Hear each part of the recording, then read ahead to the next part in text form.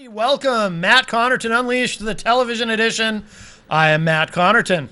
It is June 21st, 2016, and we're live. If you're watching us live, I hope that you are. I hope more people are watching live now that we're on Tuesday nights. So good to have you all with me. Of course, I will remind you, if you are watching live, of course, you can call. If you see a number on your screen, it means you're watching the live show. So you can call that number anytime during the next hour, or probably even after the next hour, but no one will answer if you call after the next hour. But give us a call if you would like to discuss anything on the show tonight. Also, of course, if you are watching on IPM Nation at ipmnation.com/MCUTV, not only will you see the phone number to call, but there's also a separate number that you can text during the show if you're too shy to call, though I would love to hear your voice. That number, of course, is for both the television edition and the radio edition, which is later. You can text us at that number.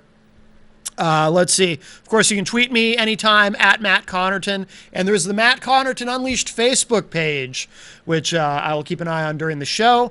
And, of course, we do have a chat room as well. Again, if you're on IPM Nation, you can see the chat tab on the far right of your screen. So there's another way that you can interact. Trying to be more interactive now that we're on in the evening. So let's see. A couple quick programming notes. Next week on the show, Sean Michelonis will be back. This week I'm by myself, but Sean is running for executive council here in New Hampshire. He did ask if he could come back on, and I said sure. He's definitely an underdog candidate, but interesting guy. I'd love to talk with him some more. If you're watching live later tonight, very important, at 9 p.m. Eastern on IPM Nation 2, one of our 3 live channels on the IPM Nation live station, is the return of Liberty Walk, hosted by Jen Coffey. She's going to be live tonight at 9 p.m. Eastern, beginning a brand new season of the show. So very excited about that. So make sure you tune in for that online. And then, of course, you can hear the radio edition of Matt Connarton Unleashed 5 nights a week on IPM Nation 2 at 11 p.m. Eastern. And we do get the podcast up usually within a couple hours after wrapping up the show. So you can find that there too on IPM Nation. Everything's archived. So lots going on. Lots of good stuff. One more quick thing, very, very briefly. I mentioned this last night on the radio show. Beginning in July, this is for any of you musicians who are watching the show, regardless of whether you're a solo artist, you're in a band, you manage a band, you're any genre of music, doesn't matter. We're making a big push right now to add a lot more music to our live stations on IPM Nation. So please send us your music. You can send it to ipmnation@gmail.com.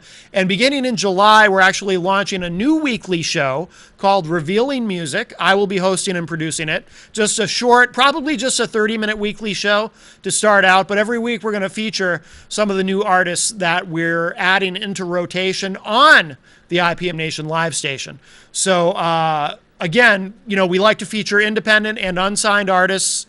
So, we don't care about major label stuff. So any genre, just send me an MP3. ipmnation@gmail.com is the best way to do it. I like using Gmail for any kind of audio or video files. It seems to work better than, you can reach me at matt@ipmnation.com, but media files don't always get through. So use the Gmail for that. So Revealing Music, that's going to debut in July. I don't know the exact time slot yet that it's going to be, but it'll be a really cool weekly show, and we're going to feature new music that we're adding onto the station every week. So very excited about that. Let's see.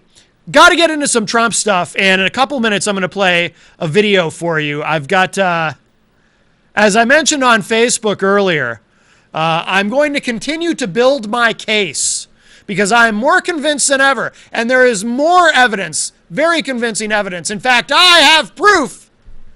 Okay, I don't really have proof, but I have more evidence that I am right. I'm convinced that I am right, that Trump does not really want to be president, and he's almost intentionally trying to tank his campaign because he never thought he would get this far. So we'll get to that in a couple minutes, but I've got a big, big piece of proof, and it's not the video I'm going to play, but I've got something else. I shouldn't say proof. It's evidence. I shouldn't say evidence. It's really conjecture. But I'm pretty sure I'm right about this. And all you Trump supporters have been duped. You've been taken down the primrose path. And I don't even know what that means. I just like the way it sounds because I heard it somewhere. Primrose path. What does that mean? Is a primrose a flower? I don't know. Anyway, we have more important things, though, to get to first. I have an email to read to all of you. And yes, I haven't done one of these in a while. It is time once again for a dramatic reading, because someone who hates me has emailed me. Now, as has been tradition, and this goes back to when I was co-host on Norman Friends, if we got an email complaining about something, usually something to do with the show or whatever. For example, I once did a dramatic reading of an email that we received, that Norm and I received. This was years ago, from the very lovely and beautiful Ginger Farrer. You may have seen her show. She's very charismatic and whatnot. She does a great show. So I enjoyed reading her email about, I think it was about me specifically, complaining about me. Whenever anyone writes an email, whether it be directly to me or to someone else and they forward it to me, I love reading hate mail. I just so enjoy it. Oddly enough, John Hopwood, who's not here tonight, he's not feeling well, but he and I have become good friends, and I enjoy having him on the show, and I go on his show very often.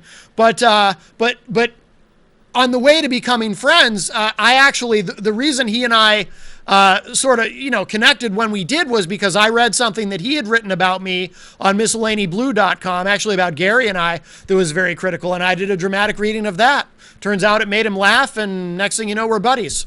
So sometimes reading something negative can lead to friendship. However, the particular individual who wrote this email, I will not be friends with, because it's someone I know personally. See, we have a show on IPM Nation called Angry Drunk Tales. You can hear it 5 nights a week at midnight on IPM Nation 1, pre-recorded show.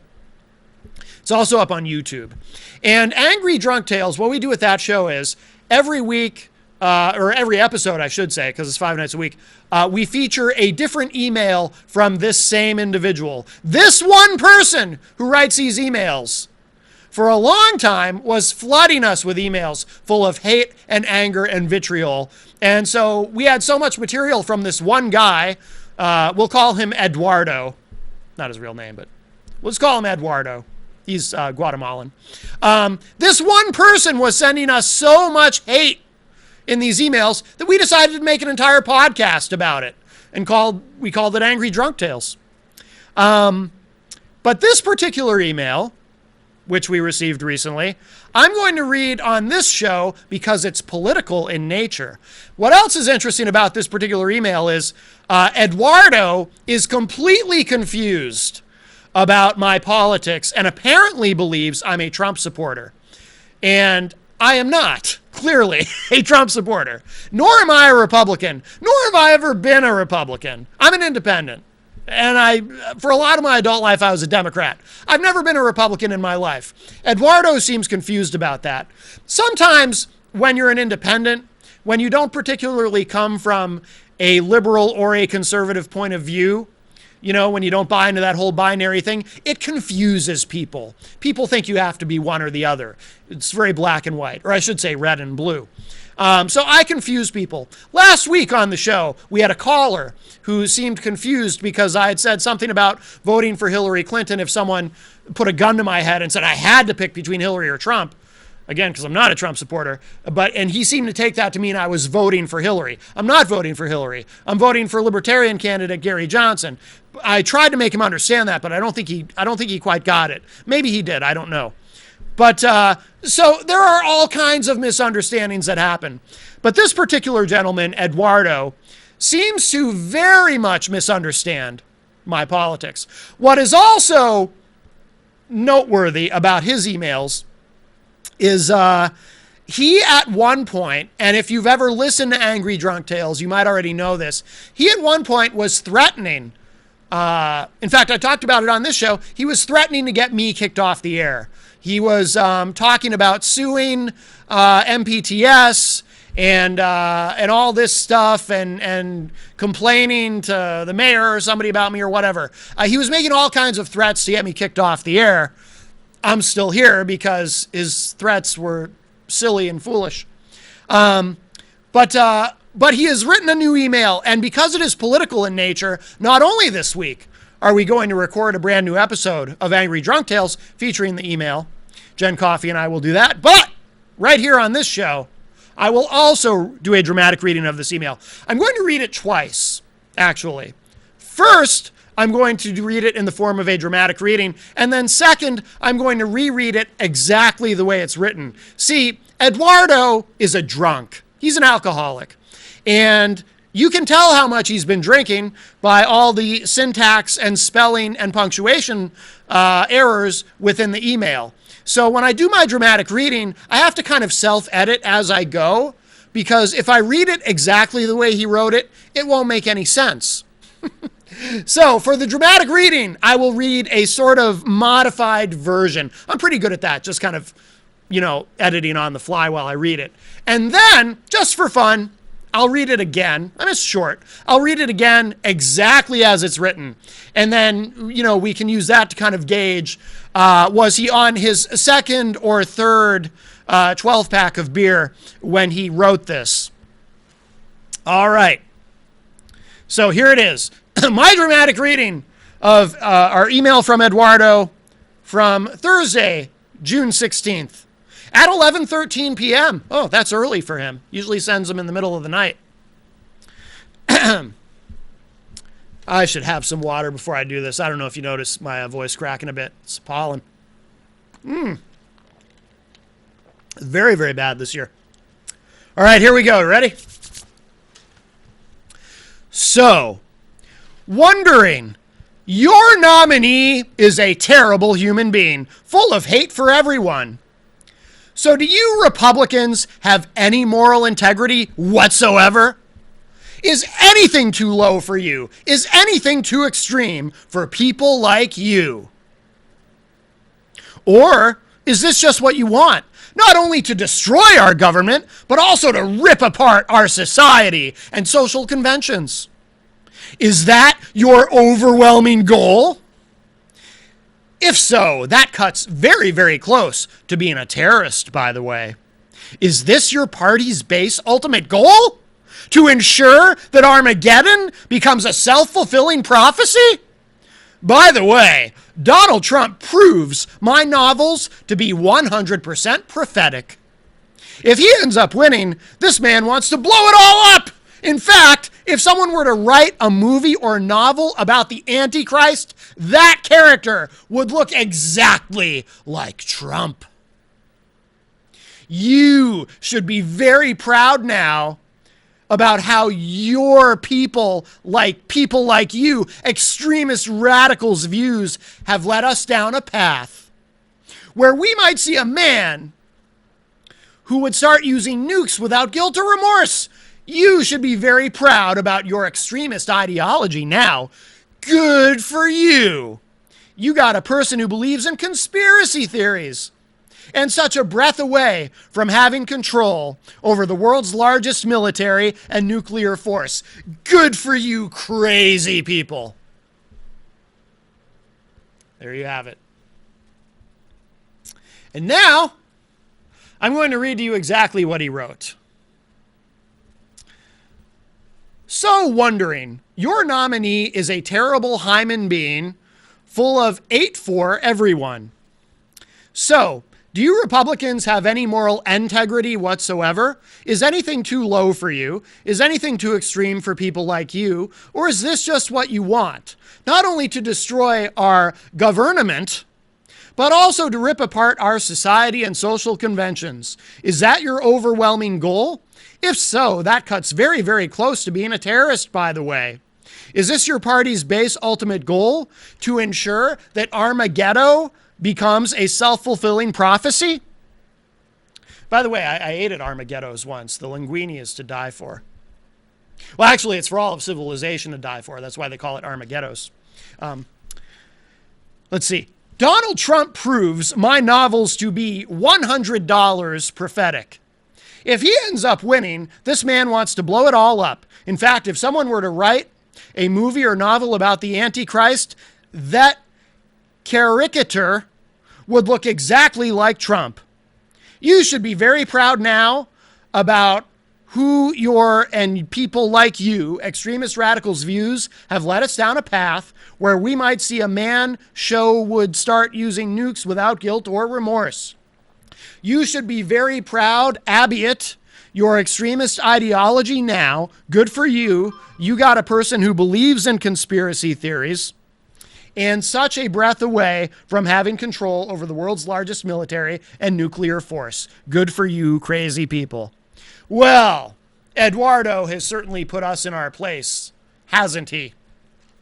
Again, I've never been a Republican or a Trump supporter. All right. On to speaking about Trump. There's a video I found. This actually is from a couple of months ago, and it completely got by me at the time, which is strange because the video says bad things about Trump. And, you know, I hear Trump supporters all the time talking about, oh, the liberal media is against Trump. And I always say, if you're a regular viewer, you know, anyone who thinks that the media is somehow against Trump doesn't understand how the media really works, nor do they understand how Trump is really operating. But the media didn't really do much with this story. But I think it's very, very relevant. So we're going to watch the video, and then I'm going to explain how it relates to what's going on today and how there is more evidence to bolster my case. And I know a lot of people think I'm crazy to believe this, but I'm absolutely convinced Donald Trump is not a serious candidate. He never expected to get this far. He never expected to be the nominee. He has no interest in being president, and he is very intentionally, either he's intentionally trying to tank his own campaign, or he doesn't know what the hell he's doing because he suffers from narcissistic personality disorder and is just a little bit crazy and has no self-awareness whatsoever and has just lost it. Which, by the way, is pretty unfortunate for us in 2016. We have two crazy candidates. We have Trump with narcissistic personality disorder and Hillary, who I'm pretty sure is a sociopath. And sociopathy, obviously, is also a mental illness. So we have two crazy people. That's why I'm voting for Gary Johnson. And Gary Johnson sometimes doesn't seem quite so, you know, normal either in some ways, but I'll take his kind of crazy over the other two any day. But if we could go ahead and take a look at this video, it's only about a minute and a half, and then we'll talk. A former strategist for a pro-Donald Trump super PAC claimed in a shocking column that even the GOP frontrunner himself was surprised at his electoral success and never had any real intention of being president. In a blunt essay published Monday on the Exo Jane blog, Stephanie Kagielski said she believes Trump had simply aimed to position himself as a protest candidate and was grossly unprepared to become commander-in-chief. I don't think even Trump thought he would get this far, and I don't even know that he wanted to, which is perhaps the scariest prospect of all, wrote the former communications director for the Trump-aligned Make America Great Again super PAC. He certainly was never prepared or equipped to go all the way to the White House, but his ego has now taken over the driver's seat. The reason Kagielski wrote the column, she noted, was over Trump's recent tweet about the deadly bombings in Pakistan. Another radical Islamic attack, this time in Pakistan, targeting Christian women and children. At least 67 dead, 400 injured. I alone can solve, the mogul tweeted Sunday. Kagielski wrote, "This is not how foreign policy works. For anyone. Ever. Superhero powers where I alone can solve problems are not real. They do not exist for Batman, for Superman, for WrestleMania, and definitely not for Donald Trump." The Trump camp fired back against the essay immediately. She knows nothing about Mr. Trump or the campaign, a spokeswoman said, and her disingenuous and factually inaccurate statements in no way resemble any shred of truth. All right, there you have it. Now, like I said, that's from a couple of months ago. But since then, we have seen the Trump campaign continue to, well, Trump himself continue to behave very strangely. Now, of course, there was the big news over the last couple of days. One of the big pieces of news was the firing of campaign manager Corey Lewandowski. And I'm, you know, I don't know. I mean, Lewandowski's kind of taken the high road on this. I don't know Corey personally. I mean, he's a New Hampshire guy, but I don't think I've ever met him. I know a lot of people who do know him who think very highly of him. But I saw one comment online today, firing your campaign manager isn't a big deal when there is no campaign. And, it's funny. I'm sure a lot of people thought when it first became public that Lewandowski had been fired, that Trump was signaling a shift. I think he even said as much on the O'Reilly factor. This is going to be a shift in tone with the campaign. It's going to be a new campaign going forward. Sort of implying that, he's going to grow up and be totally mature and presidential now. Now, part of my theory, not to go over the whole thing again, but a big part of my theory why I believe he's not really interested in being president is that there is a version of Trump that could be president. If Trump were to revert back to being the Donald Trump that we all knew and liked before he decided to run for president, the Donald Trump with mainstream appeal, the Donald Trump no one thought was racist, the Donald Trump who was on The Apprentice for 11 years, a very highly rated and successful show on NBC, who seemed like, a pretty level guy who didn't make a lot of incendiary comments. That version of Trump could crush the extremely unlikable Hillary Clinton in the general election. But that version of Trump not only ceased to exist once Trump decided to run for president, actually before then, when Trump started with the weird birther stuff about Obama, I think that's really when likable Trump kind of went away.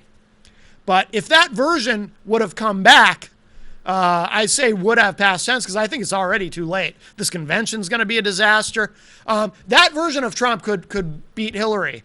So why doesn't he go back to being that version of Trump? He could still be blunt. He could still be a bomb thrower. Just shut off the Archie Bunker routine and go back to being a more likable Trump, the less divisive Trump. He could unify people if he were that other Trump. But he has no interest at all in going back to being that guy. He seems to really be comfortable being the version of Trump that he is now. And the version of Trump that he is now cannot possibly win the general election. But here are more clues. Let's see. This was from Politico. Donald Trump's latest campaign finance report makes dumpster fires look good. Listen to this. Oh, I forgot to mute my phone. Ding, ding. Paul Blumenthal wrote this. I'm sorry, this was actually from HuffPost. Presumptive Republican Party presidential nominee Donald Trump entered June 1st with just $1.3 million in cash on hand in his campaign account, according to a campaign finance report filed on Monday. The tiny sum is a result of Trump's poor first month of fundraising from donors that netted just $3.1 million. That's pretty bad compared to Hillary Clinton. And that is anemic for a presidential campaign. But wait a minute, though. I thought Trump supporters, one of the things they love about Trump is he's self-funding. No one can buy Trump. He's going to get into the White House, and he's not going to owe anybody anything. The whole self-funding thing, that's been BS from the beginning, okay? There have always been fundraising efforts with the Trump campaign. When he talks about being completely self-funded and he's not going to go owe anything to anybody, my Trump friends, my Trump supporters who are friends of mine, I'm sorry, but again, you have been duped. He is not self-funding. Now he's doing this weird thing where he's threatening to self-fund if the Republican Party isn't nicer to him. But he is not. He doesn't have enough money to self-fund a presidential campaign. That's a fact. Back to the article. The total is unbelievably paltry for a major party nominee and places him further behind his opponent in terms of funds and campaign infrastructure than any other modern presidential candidate. In 2012, the collected efforts of the candidates, parties, and super PACs of both Obama and Romney spent more than $1 billion each. Clinton, by comparison, raised $26.4 million for her campaign in the same time period as Trump's $3.1 million. In May 2012, when Romney was a presumptive Republican nominee, he raised $23.4 million. When party committees and supportive super PACs are factored in, the disparity between Clinton and Trump becomes astronomical. And then there's some more numbers here, but I don't want to get bogged down in all of that, especially since I myself am not good at math. But if you want to read the whole thing, it's up on HuffPost. But he is not running a traditional campaign. And he's not a traditional candidate, and I get that. And maybe he's made a gamble that he can just get around from having to spend money on advertising if he just keeps doing what he's doing. Because one thing I will give him credit for, and he's very media savvy, he's been the most accessible presidential candidate I can ever remember. He's always calling in all the morning talk shows on the cable news networks and so forth. I mean, he's very present on television. But you know where he is not very present? And this, by the way, is the big clue. This is the really big clue, and why I am more convinced than ever Donald Trump does not really want to be president and is not serious about winning. He's out there campaigning, right? You see him on TV. You see him at these big rallies in front of these huge crowds. Here's the problem. I'll give you an example. I read something on the radio show last night. This guy, I don't remember his name. He's from I think the head of the Republican Party in Texas. Trump had just done some events in Texas, some rallies. And this guy from the state party was saying something to the effect of, it's nice that Trump is coming here to campaign. It's nice to see him and stuff, but why is he wasting his time and resources here? In other words, Texas is a red state. Trump is going to win Texas no matter what. There's no reason for him to campaign in Texas. We all know this. The way presidential politics works electorally is you've only got 10 states you should be campaigning in. And I guarantee you, Hillary, her campaign is not going to make this mistake. And there's no way Trump doesn't know this. There are only 10 states out of 50 you should be campaigning in. The other 40 don't matter. And here's why. Obviously, you've got red states, you've got blue states, and then you've got swing states or battleground states, whatever you want to call them, like Ohio, like Florida, states that could go either way. So you got to win those states. Those are the states you have to worry about. Texas is a red state. Trump is going to carry Texas no matter what. New York, another state where Trump, he's from New York. He's a New Yorker. He loves to hold these big events in New York. These big campaign events, great. Except one problem. New York is a blue state. There's nothing Trump can do. New York is going to go to Hillary. Why is he spending time and resources flying all over the country, going to these states that don't matter in the general election? I say that respectfully for anyone who happens to be from one of those states. But, I don't mean that you don't matter, but come on. We all know that every vote counts, but not really. New Hampshire is pretty much, I think, a blue state at this point. We were kind of the last holdout in the Northeast, but I think New Hampshire is pretty much assimilated into the rest of the blue state. So I know on election day, my vote doesn't really matter. Hillary is going to win New Hampshire. Yes, she is. It's just the reality of it. Not going to stop me from voting. I'm going to go. I'm going to vote for Gary Johnson, Libertarian candidate, who has no chance of winning. But I like to support independence whenever possible because I hate the two-party system. I want to burn it all down. The Republican Party is self-destructing right in front of us.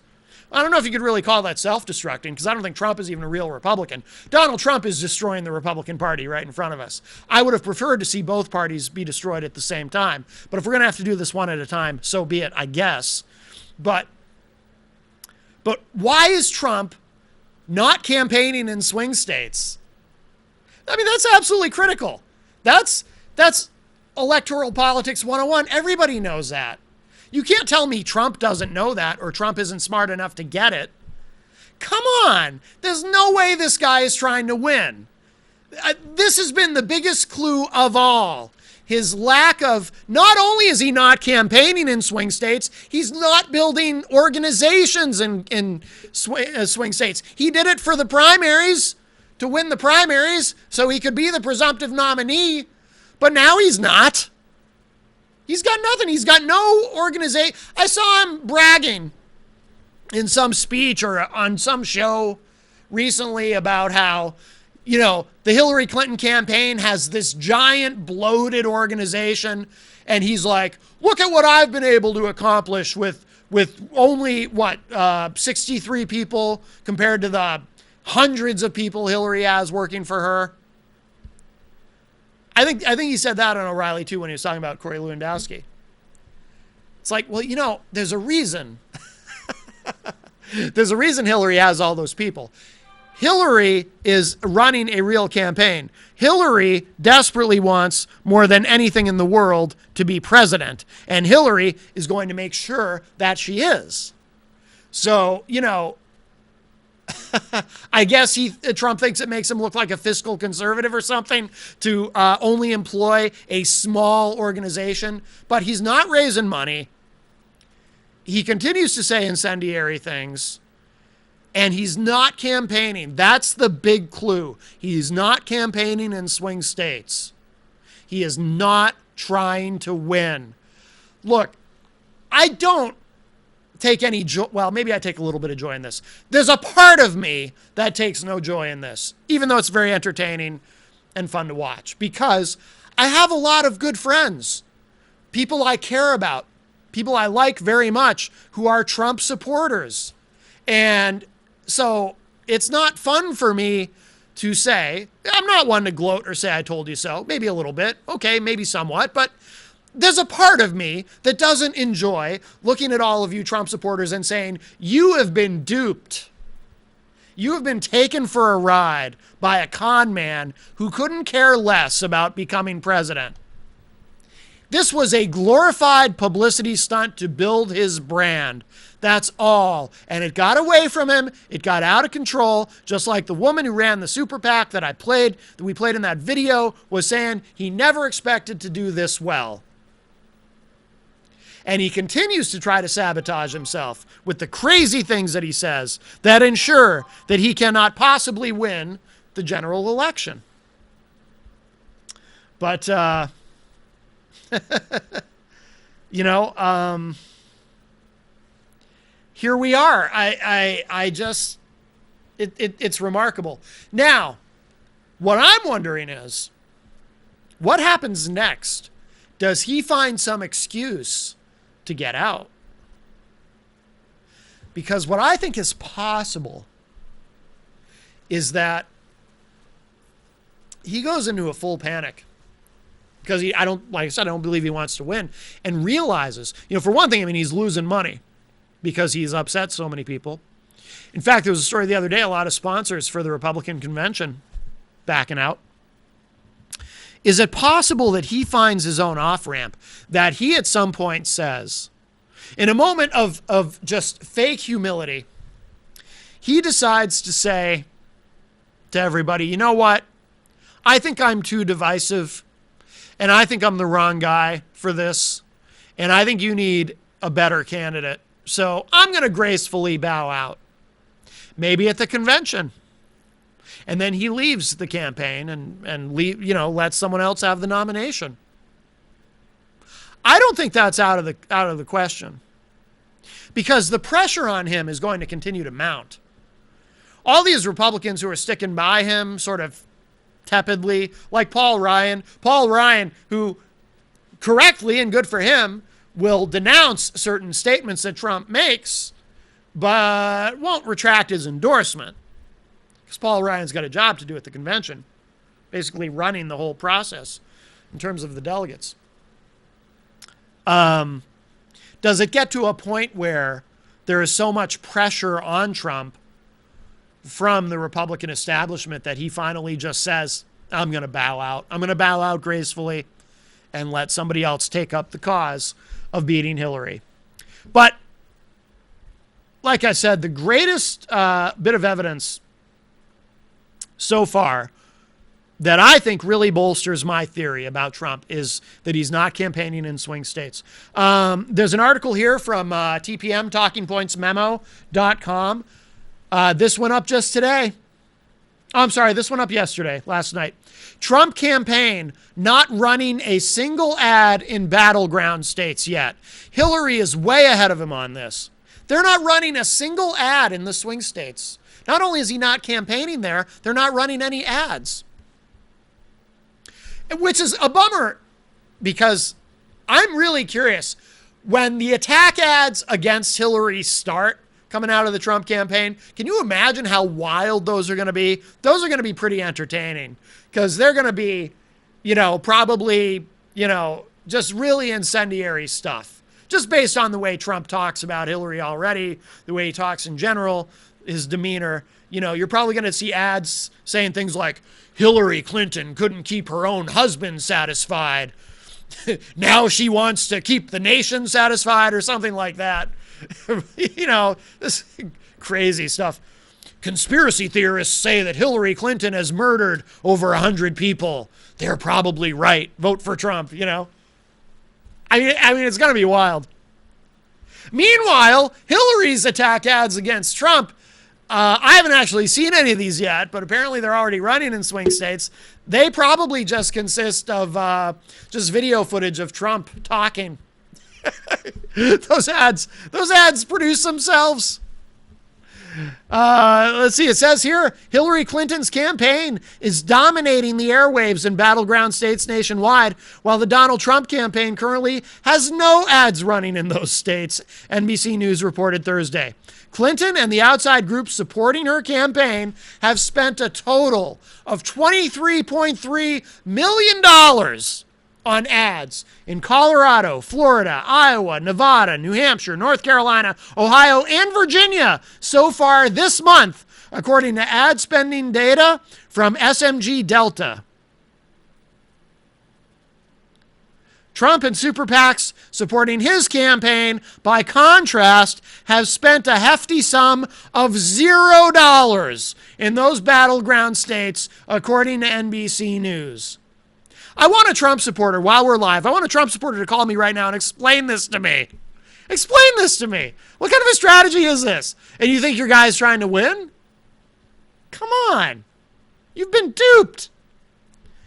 For comparison, NBC reported that President Barack Obama and outside groups supporting his campaign had spent $45 million in ads in 11 battleground states in June of 2012, while Mitt Romney and groups supporting his campaign spent $38 million in that same period. Trump has repeatedly chalked up his disappointing poll numbers to the fact that he hasn't even started campaigning against Clinton yet. His campaign is reportedly ramping up its efforts, though, after it was revealed that he only has 30 paid staffers on the ground in battleground states. We have a call. Let's see if this is a Trump supporter. Hi, welcome to Unleashed. Who's on the line? Hi, man. How are you? Good, thank you. I'm watching your show as you speak. Yes. I am not a Trump supporter, but I just had a couple of comments to make about the swing states. Yes. And why he was not campaigning as heavily as he should have. And I think it's because they weren't worth it to him. He wanted to go to the states where he would definitely get people watching, reading, whatever. And as far as him dropping out, his ego, in my book, isn't going to allow that. He's just too much of an egotist to say, oh, yeah, I'm not going to, I made a mistake, I'm not doing well, let somebody else take over. Yeah. You'll never hear that from him. He is just too much of a narcissist. Well, here's the thing, though, about the ego thing. I agree with you that it's unlikely that he would drop out. But one of the things I read this last week on the show, I think it was on the TV edition, there was an article sort of psychoanalyzing Trump and what because a lot of people think he has narcissistic personality disorder. And one of the traits of NPD is they look for a way out.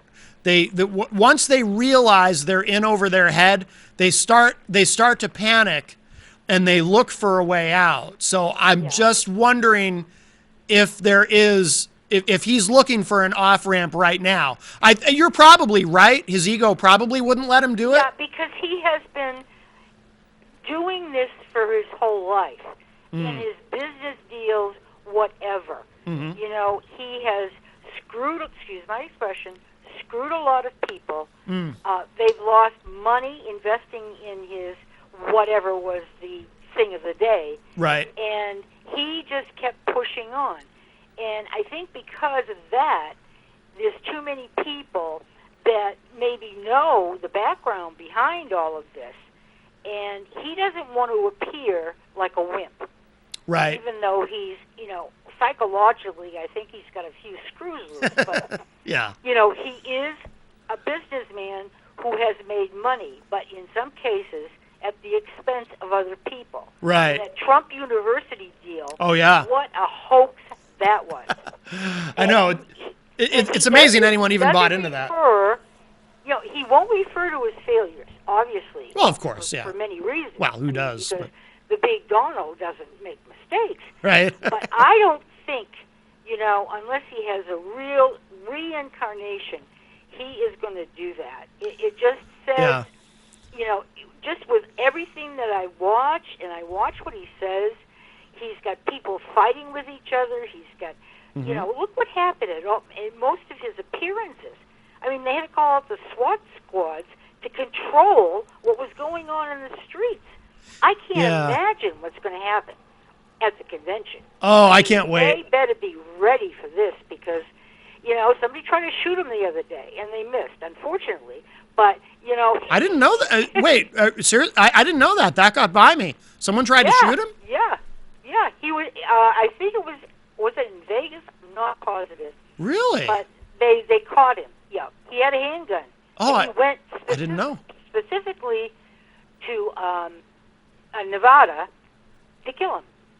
Oh, I didn't know that. Wow, I totally missed that. Yeah, that was just yesterday. That's not good. So, I don't want to see that happen, but well, I don't either, but you know what?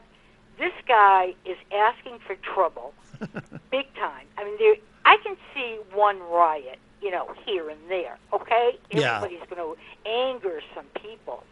But Matt, in practically the last 6 or 7, the police have come in riot gear to control the crowds. And I'm saying to myself, my God, this looks like the USSR, And, I think he better have very good protection. I hope the Secret Service, which I'm sure he has been assigned a Secret Service detail. Yeah.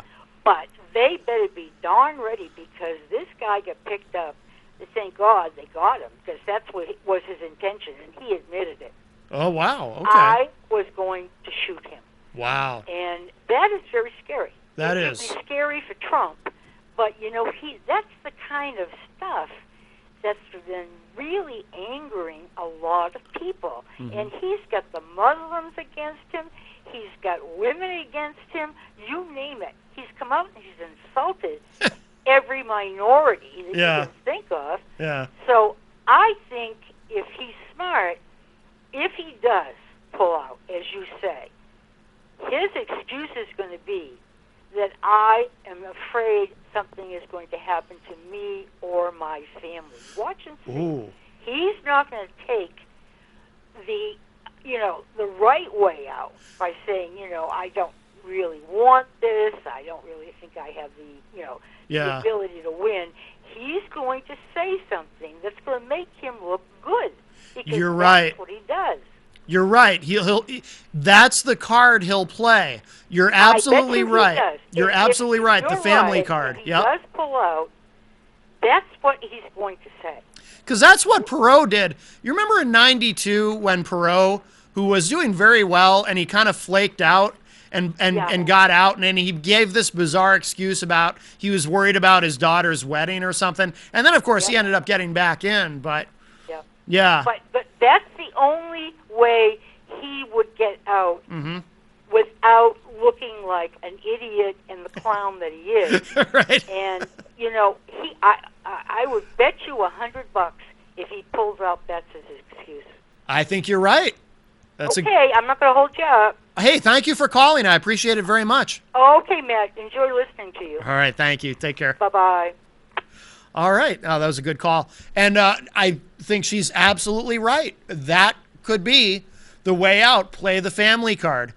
Now, the tough thing about that, though, is it's easy to call BS on it if he were to do that, because then, he's got millions and millions of people who have voted for him who are going to feel like, wait a minute. So he's saying, like, what? His daughter Ivanka or his son, Donald Jr. or somebody, they're more important than the entire country? I thought he wanted to make America great again.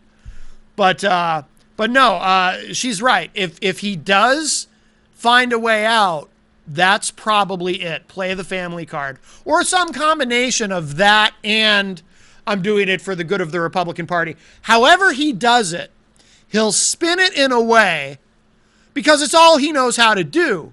He'll spin it in a way that tries to make himself look like the hero.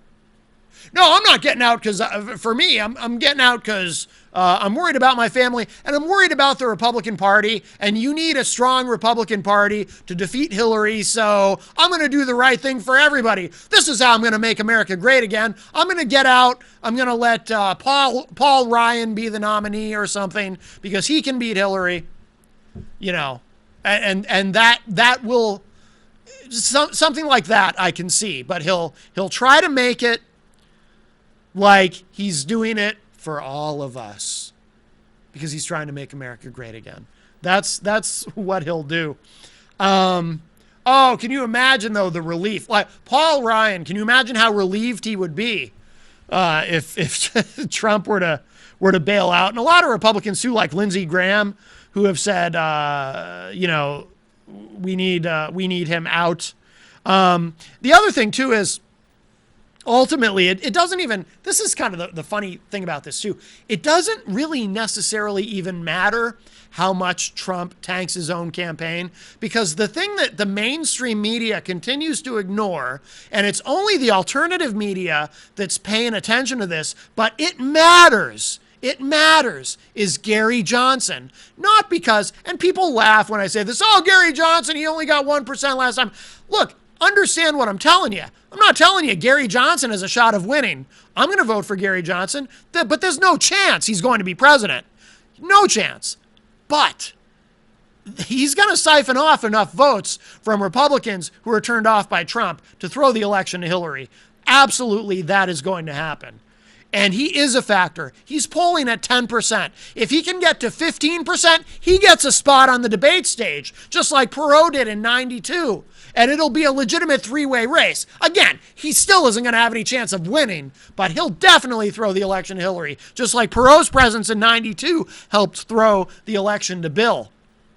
So no matter what, it's, again, I'm still not completely, by the way, convinced that he didn't make some sort of secret deal with the Clintons to sabotage the Republican nominating process. I don't think that happened. But see, even for that, though, there's these weird clues. There is evidence. There is video as recently as 2012. That's only 4 years ago, the last cycle, of Donald Trump saying very complimentary things about Hillary Clinton and what a great leader she is. It's out there. And that's one of the reasons why some Republicans are skeptical of Trump. They don't think he's for real. They don't think he's a real Republican. They don't believe he's really pro-life. They don't believe all kinds of, they don't believe he's a real Christian. Don't get me wrong, there's plenty of conservative Christians who have somehow talked themselves into believing that Trump is this, this great Christian, with Mr. 2 Corinthians. Oh, unbelievable. Speaking of that, actually, all right, we're almost out of time. Let's do this. Another thing, the reason I said speaking of that is Trump made some comments questioning Hillary's faith, claiming that he's more of a Republican than she is, but we might have to save that for the radio show tonight at 11. Let's see, because I want to get to this, because this is also part of this. This is important to know. This is from HuffPost. Donald Trump's campaign paid Trump companies more than $1 million in May. The campaign funded Trump's use of his jets and his Florida mansion, Mar-a-Lago. So before we look at that, well, that's interesting, isn't it? So Trump's own company is benefiting from his campaign. Look, I've said it a million times. There are other reasons to run for president other than wanting to be president. Some folks run for president because they have a book to sell. They know they have no chance of becoming president, but they're an author and they have books to sell. Running for president helps to sell books. Newt Gingrich is the greatest example of that in 2012. His campaign stops literally were book signings. Sometimes people run for president because they make a lot of money giving speeches, and you get higher speaking fees if you're a presidential candidate, of course. Looks great on a resume. There's all kinds of reasons to run for president that have nothing to do with actually becoming president. Apparently, in Trump's case, here is, like I said, he probably just got in this because he wanted to build his brand. Well, his companies have been directly benefiting from him being a candidate. Says here, Donald Trump's presidential campaign paid more than $1 million last month. That's in 1 month.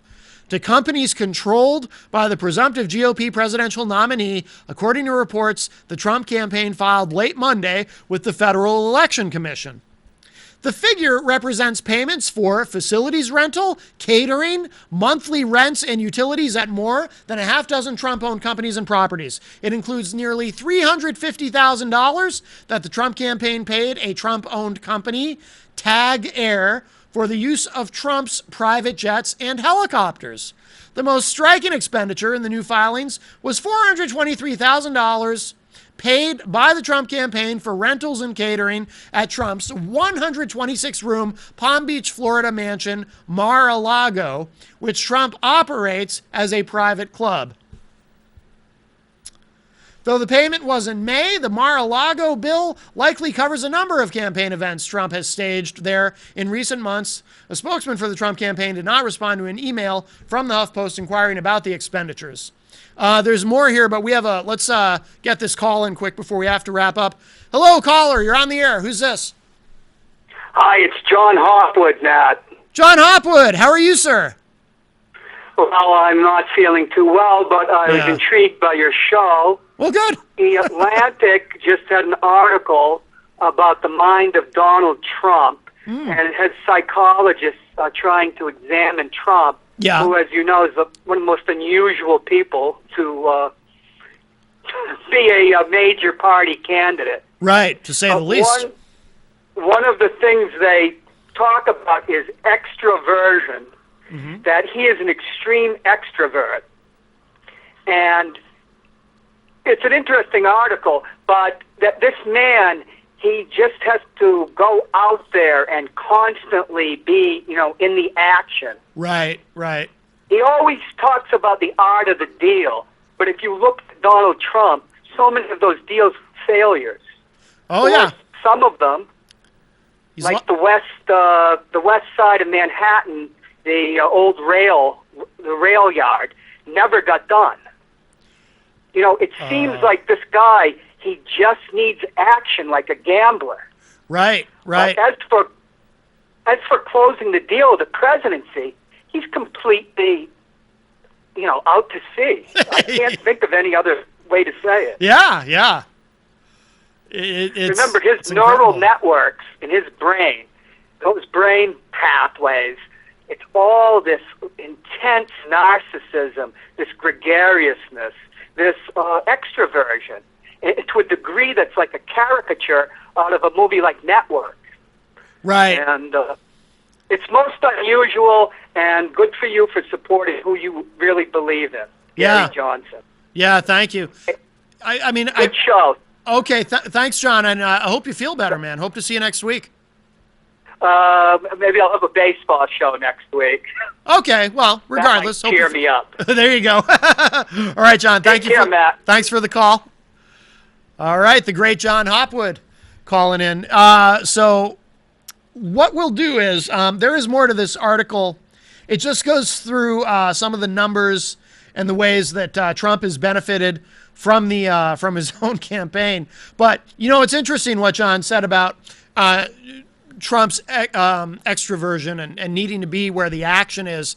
I think that would explain why Trump, rather than going, again, he should be campaigning in swing states, but maybe he's not going to swing states to hold these giant rallies because maybe he can't hold these giant rallies in swing states. Maybe he can only hold giant rallies in places like Texas, which is not a swing state, or New York, which is a blue state and will go to Hillary, but obviously he can draw a big crowd there. Maybe he's only going to places where he can draw a big crowd because he needs to be. That is where the action is, like John said, and he needs to be in front of a big crowd, and he's addicted to that, and that's what drives him and compels him. And that's why he's not going to, he's not spending any time like in Florida, which is very much a swing state. You can't win the general election without Florida. We learned that in 2000, didn't we? And his poll numbers in Florida are abysmal. Why? Because he insults Hispanics.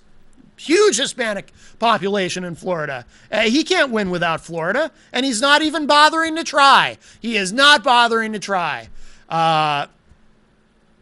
What we'll do is, so we have to wrap up.